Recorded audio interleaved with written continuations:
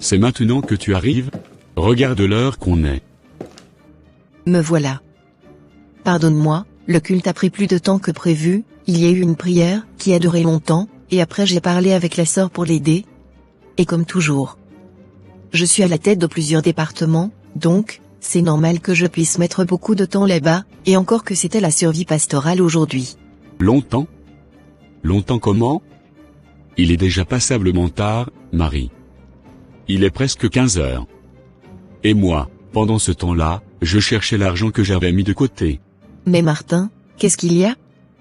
Tu as l'air bouleversé comme ça, pourquoi? Tu ne comprends pas tout ce que je te dis ou quoi? Tu as pris $500. Où sont les $500 que j'avais laissés? Tu vas me dire que tu allais encore donner sans m'en parler? Tu as vidé notre poche sans même consulter ton mari? Martin, écoute. La Bible nous enseigne à soutenir ceux qui servent l'Évangile. Paul a dit qu'il est bon et juste de prendre soin de ceux qui enseignent la parole. J'ai donné pour le ministère, parce que je crois que Dieu le demande. Et tu penses que je ne sais pas ce que c'est que la foi? Mais depuis quand décide-t-on de vider le ménage sans se concerter? On a des charges, des responsabilités. Pourquoi ne pas m'en parler? Parce que je voulais agir avec foi et en obéissance. Je croyais bien faire pour l'Église, et pour nous. Je n'ai pas voulu te blesser. Tu n'as pas le droit de décider seule, Marie. Pas quand on doit payer les factures. Pas sans me prévenir. Tu sembles toujours ne pas comprendre, Martin. Ce que je fais, c'est chercher une bénédiction en abondance dans cette maison. La Bible dit, qui m'a prêté le premier, et que moi l'Éternel je ne lui ai pas remboursé. Et quand tu prêtes à l'Éternel, et qu'il décide de te rembourser, c'est au centuple qu'il le fait. Maintenant ça. On va dire que tu as la foi, ou bien la folie. Est-ce que tu peux prendre des décisions dans cette maison, sans prévenir ton mari, ou chercher à avoir son approbation? Même ton pasteur l'a chez lui. Est-ce que c'est ainsi que ces femmes se comportent? Pour Dieu, oui. Je peux chercher ton approbation dans d'autres choses. Mais à ce qui concerne servir le Seigneur, je n'ai pas besoin de l'accord de quelqu'un. Et pour Jésus, je suis folle. Et très bientôt, je serai appelée folle de Jésus. Je vois que tu es une femme qui a déjà perdu la tête.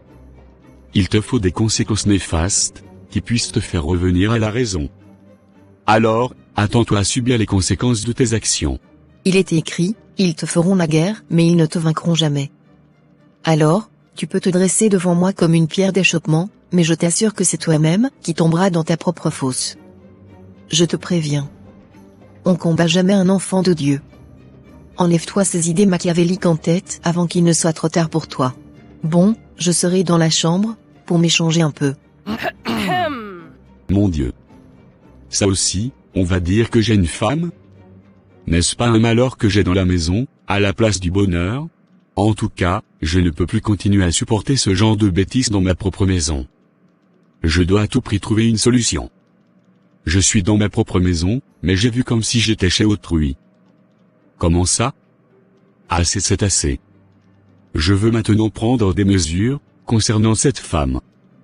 Mais tout d'abord il faut que j'en parle à son pasteur.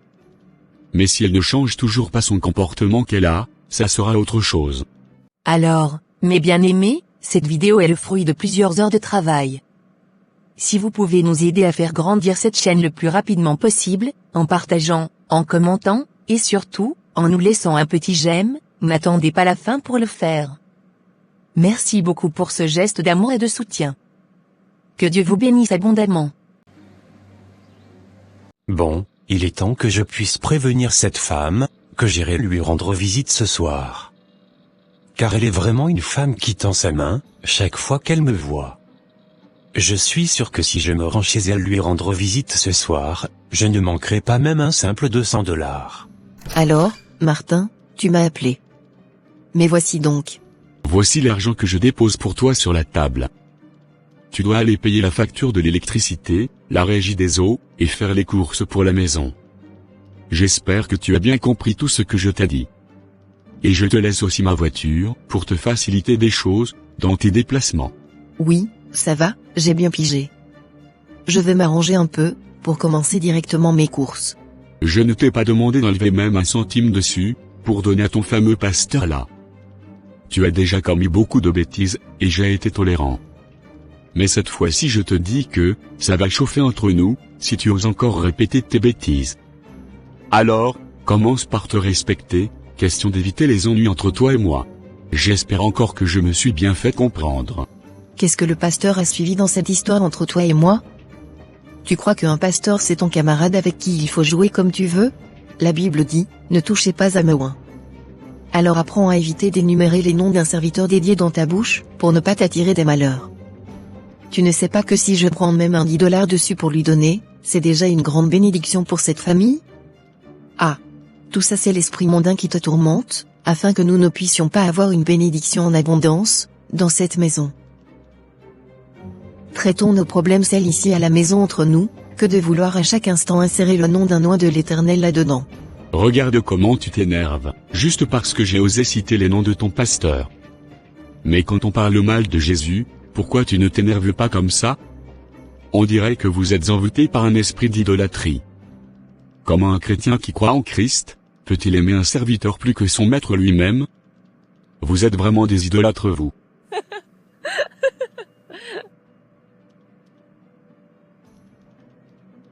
Mon Dieu. L'émerveillement ne finiront jamais dans ce monde terrestre. Un païen foule, qui n'a jamais songé à se rendre à l'église même dans un rêve, veut me faire moi qui suis une chrétienne fervente foule, la morale. Moi qui maîtrise bien les Écritures, et qui observe l'évangile de Christ dans toute sa vérité. Mais, c'est incroyable ça. Chut. Écoute-moi très bien Martin. La Bible dit, moi l'Éternel votre Dieu, vous ne me verrez jamais. Mais par contre, vous me verrez au travers de mes serviteurs. Donc, si tu vois des gens en loin de Dieu, c'est Dieu lui-même que tu vois à travers lui. Fais attention avec ta bouche là, ça risque de t'attirer en grand malheur sur ta vie.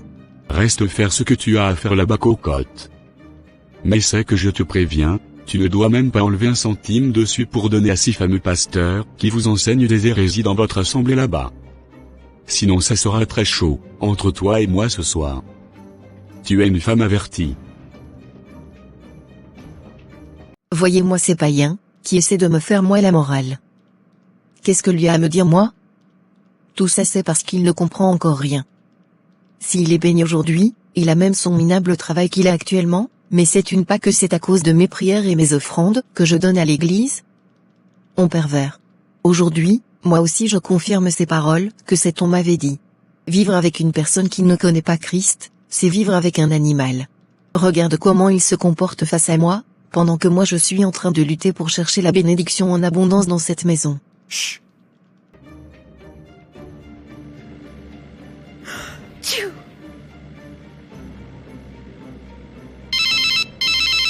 Oh, qui m'appelle encore à cette heure?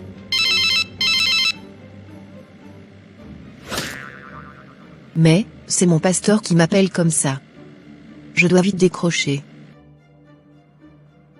Oui, allô, papa pasteur. Que Dieu vous bénisse abondamment.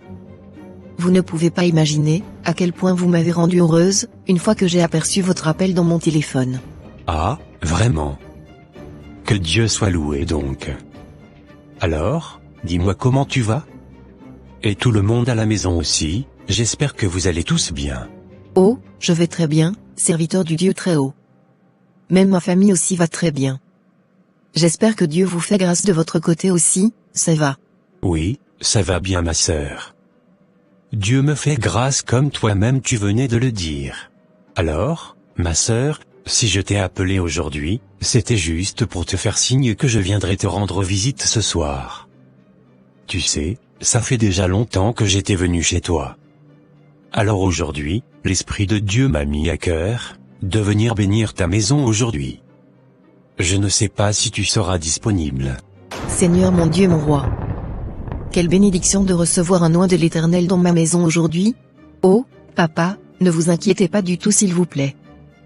Quel programme peut m'empêcher à ne pas être disponible pour vous recevoir chez moi? Je serai là, venez papa quand vous voulez. C'est bien compris, sœur Marie.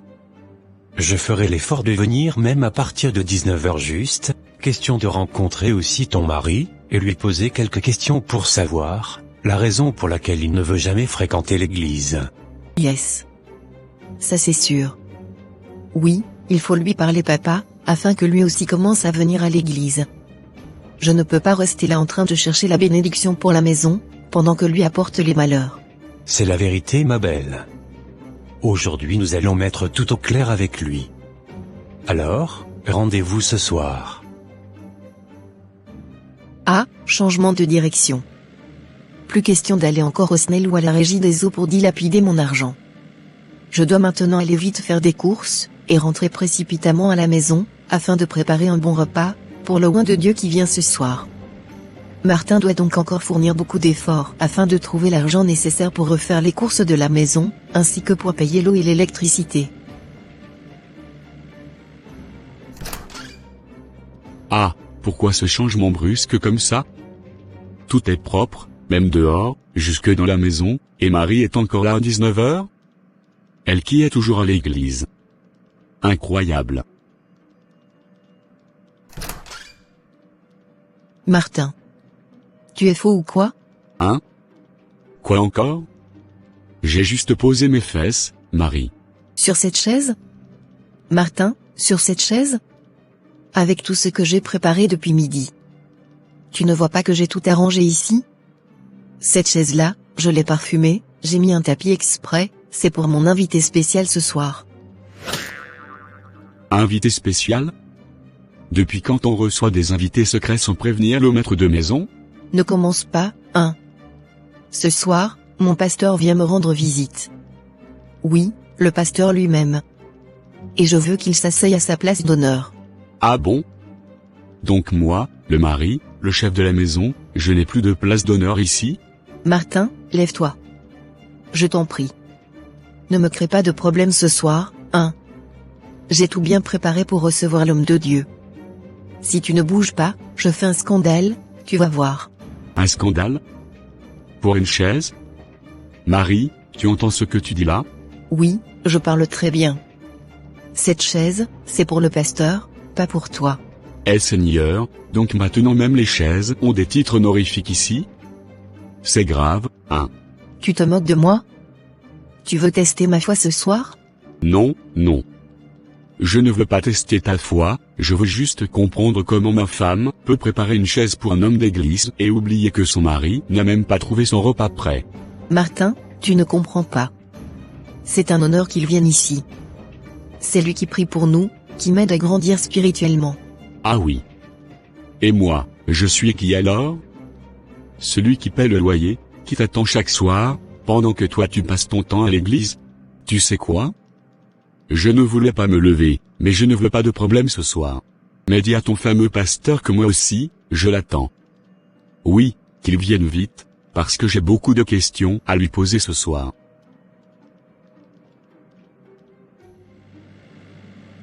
À cette heure, cette femme est en train de m'entendre déjà avec beaucoup d'impatience. J'imagine déjà à quel point elle sera excitée, pour le simple fait de me voir. T'inquiète pas cocotte. Je suis déjà en chemin vers là. Toi prépare seulement une bonne offrande, pour bénir l'homme de Dieu.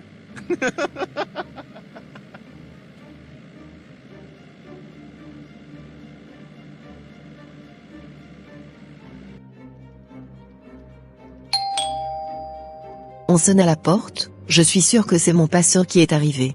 Oui, papa 2 minutes s'il vous plaît, j'arrive. Chut. Bonsoir papa. Soyez les bienvenus. Entrez s'il vous plaît. Merci, Marie. Ah, mon frère Martin. Quelle surprise bénie. Je suis très content de te voir. Franchement, je ne pensais pas te trouver à la maison ce soir. Eh bien, il faut croire que le Seigneur voulait que je sois là, pasteur. Gloire à Dieu. Mais dis-moi, frère, pourquoi ne viens-tu plus à l'église? Nous t'avons donné des invitations plusieurs fois, mais toujours rien. Tu ne t'as jamais donné la peine de venir là à l'assemblée. Pourquoi? Et pourtant ta femme est si fidèle. Pasteur, moi je reste à la maison tranquillement. Mais la femme que vous appelez fidèle, celle qui est tout le temps à l'église, je ne vois pas en elle le caractère chrétien dont vous parlez. Alors je me demande, sincèrement, qu'est-ce que vous enseignez à vos fidèles femmes? À construire leur foyer ou à le détruire? Martin. Comment oses-tu parler ainsi à un oint de l'Éternel? Tu crois que c'est n'importe qui, là, devant toi? Tu dois contrôler ton langage, sinon tu risques de stimuler ma colère, et que je puisse mal réagir. Je ne te permets pas de parler à un oint de l'Éternel, ainsi. Tu vois, pasteur? Voilà la femme que vous enseignez tous les jours à l'église. Regardez sa réaction. Est-ce ainsi qu'une chrétienne doit parler à son mari? Donc, frère Martin, tu veux dire que moi, je ne sais pas éduquer mes fidèles? Que mon ministère est un échec? Fais attention à ce que tu dis. Pasteur, je n'ai pas dit cela. Mais quand un arbre produit un fruit amer, il faut bien regarder la racine, non? Du n'importe quoi. Là tu m'insultes, Martin. Tu me manques de respect dans ma fonction. Est-ce parce que je suis assis dans ta maison que tu crois pouvoir me parler ainsi? Non, pasteur. Je vous parle en homme, pas en esclave. J'ai trop longtemps gardé le silence, pendant que ma maison se vide au nom de la foi. Je ne reconnais plus ma femme. Elle prie, elle jeûne, mais elle ne me parle plus, ne m'écoute plus, ne s'occupe même plus du foyer. Dites-moi, pasteur, est-ce cela, servir Dieu? Martin, tu dépasses les bornes. Tu veux faire passer l'homme de Dieu pour un fautif? Si Dieu t'entend, malheur à toi.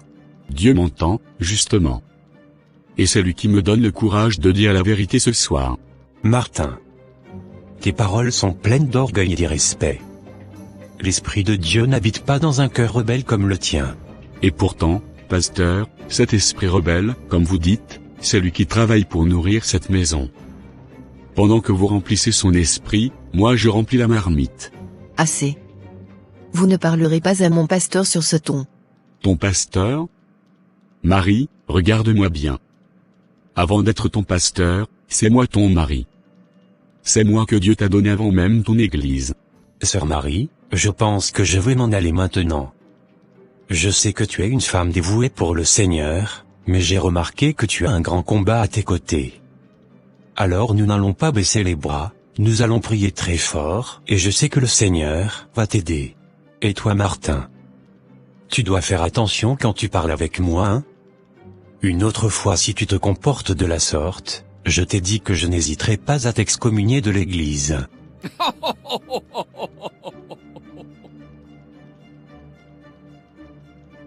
Le monde d'aujourd'hui est très compliqué vraiment.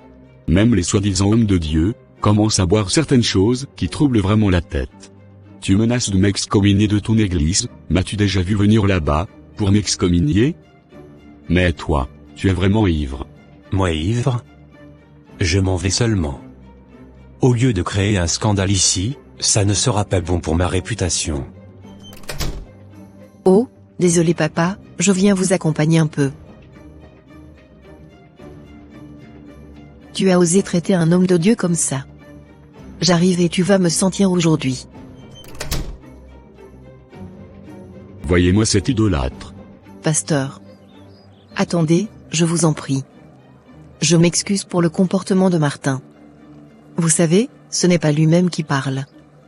Ce sont les esprits impurs qui l'utilisent pour vous manquer de respect. Oui, ma sœur, je sais. Moi aussi, j'ai discerné cela. Ton mari est tourmenté. Mais ne t'inquiète pas. Nous allons prier pour lui. Dieu va lui venir en aide, à son temps. Pasteur, voici tout ce que j'avais préparé pour vous. Un petit panier avec des fruits, et $300 pour le carburant de votre véhicule. Vous vous êtes déplacé pour venir jusqu'à chez nous, et malgré le comportement de Martin, nous avons besoin de votre bénédiction. Ah, ma sœur, si ton mari avait ton cœur, votre maison serait une source de bénédiction. Mais ne t'inquiète pas, Dieu voit ton sacrifice. Continue à semer, continue à servir. Un jour, le Seigneur te séparera peut-être de cet homme pour te donner la vraie paix. Merci, homme de Dieu. Allez en paix, et que Dieu vous bénisse. Nous nous verrons demain à la prière matinale. Que la grâce t'accompagne, sœur Marie. Comment ose-t-il, ce Martin? Devant un serviteur de Dieu, il se comporte comme un fou. Il est envoûté, oui, c'est sûr. Comment peut-il humilier un homme de Dieu de cette manière? Non, il va m'entendre ce soir, je vais le voir dans la maison, il aura de mes nouvelles. Un pont, mais un mur. Des femmes comme Marie se laissent séduire par des discours flatteurs, oubliant que Dieu n'a jamais demandé qu'on remplace le respect du foyer par la soumission aveugle à un homme, fût-il appelé pasteur. La vraie foi ne détruit pas le mariage, elle le fortifie.